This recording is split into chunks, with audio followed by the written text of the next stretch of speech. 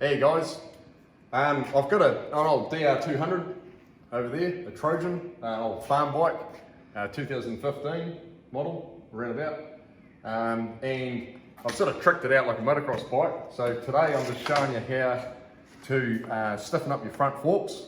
You only need to go the smallest sort of jump and the thing bottoms out. So I think from factory it's got 205mm treble. So that's your standard spring length here, and it has a spacer on the top.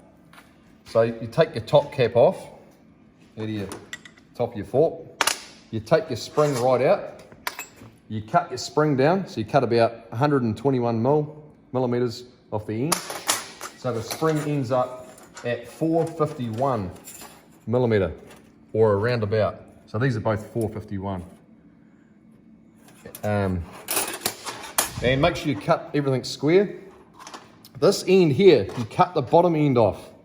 That end there, not the top end. The bottom end, the spring is wound a lot closer. That's to give you a lot more sag when riding. So it's got a bit of a rider's height sort of sag. So we're trying to trick this out. We're trying to make it more like a motocross bike. We want to take that shit out, get that shit gone. Then you make up a spacer, 1-inch tube, or 25.4mm, it's just normal, that's just stainless dairy tube, 1 inch. And you cut it at 158mm long. So 158 plus or minus a millimeter. I'm giving myself about 5 to 6 mil. So when that shot fully bottoms out, this spring has another 5 or 6mm before the actual spring fully compresses. So that's to the max. You want to try and keep your tolerances right. Make sure your tube's reasonably square. You don't want shit cut on the piss, and you don't want to be loading that on the piss like that, because it starts loading up the pin and everything else. So it's good to keep stuff nice and square. Now I think factory it's around about 310 mils of oil, and it's 15 weight 40 or something. I'm being a bit of a redneck here and using 80 weight 90, so that's like grease. That's meant to go in your diff, not meant to go in your forks. But that will harden the shit out of that. Inside there, you've got small holes where the oil gets forced through, back and through as the fork goes through its cycle, and that's what resists and takes away that shock effect out of your riding. So that gets your ride height, and the oil does all your damping. And over here, this bike, when I bought it, I picked up for $1,000. New Zealand. So you can pick these things up for a lot cheaper than that, about $300, 350, and they're running. What I've done with this one here is the guard used to come down here, used to have a rear tail light. I've taken all the racks off. You can take up to 20, I've taken up to 20 kilo off this bike. So the guard used to go down there, you can chop it, and like I've done here, I've molded it with a heat gun and all that, rivets and all that sort of stuff on it. It made it more like a dirt bike, motocross rear guard. Make sure the guard's flush with the rear tyre. If it's forward, you get dirt and shit on you. Taking the chain plastic guards off because they're just unnecessary crap. It's got a motocross rear tyre on it. Get better hook up. If you come around this side here, you'll see that I've got a 2007 RMZ 250 muffler on there. Just shit that I had lying around. And I've just taken off the header, put it in an acid bath and give it a quick polish, so I didn't want to take too much time on it.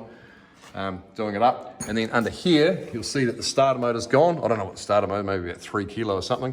So I've ripped the whole wiring loom out, got rid of the battery and the starter motor and all the unnecessary wiring loom.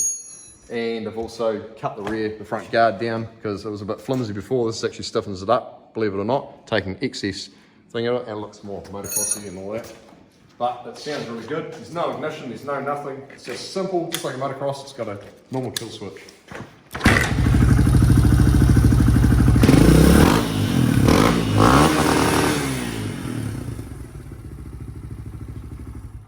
The beauty with these bikes over a motocross bike, I used to own motocross bikes back in the day.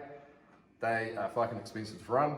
This thing here, sit on limiter all day, every day. Nothing goes wrong with it. It's cheap fun. You can take it on trail rides and whatnot, whatever. It's always good to have good rear tyre and good front tyres. You can see here it's motocross front tyre.